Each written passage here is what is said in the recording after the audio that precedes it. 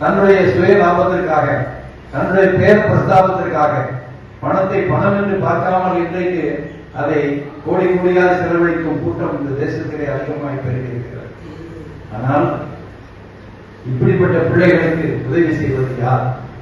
இப்படிப்பட்ட பிள்ளைகளை கண்டுகொள்வது யார்?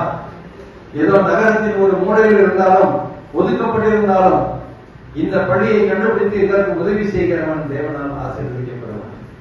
நான் கேட்டுக்கொள்கிறேன், இந்த செய்தியை கேட்கிற பொதுமக்களாக இருந்தாலும் சரி, நீங்கள் உங்கள் வாழ்விலே தேவனிடத்தில் இறக்கம் பெற வேண்டும் என்றால் இந்த சிறியரில் ஒருவனுக்கு நீங்கள் எதை செய்தீர்களோ அதை எனக்கே செய்தீர்கள் என்று அவர் சொல்கிறபடியினால் நீங்கள் மனமோந்து இந்த பள்ளியை எல்லாம் தாங்குங்கள். நீங்க மனமோந்து இந்த பள்ளிக்கு உதவி செய்யுங்கள். நீங்கள் நஷ்டப்பட மாட்டீர்கள், நீங்கள் கஷ்டப்பட மாட்டீர்கள், வாழ்க்கையில் உயர்வுதான் பெறுவீர்கள். அந்த அனுபவம் எனக்கும் இருக்கிறது. ஆகையால் நேசக்கரம் மீட்டுங்கள், உதவிக்கரம் மீட்டுங்கள்.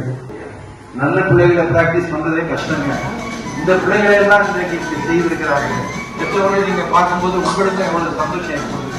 அதனால முடிந்த அளவுக்கு இந்த பள்ளி வளர்க்கப்பட வேண்டும்.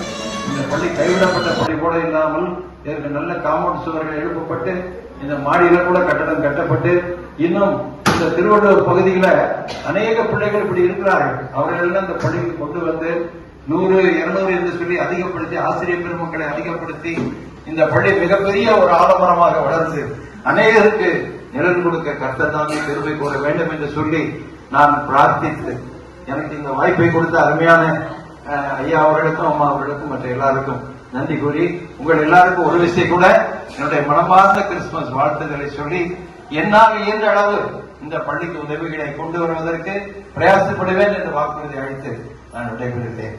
நன்றி.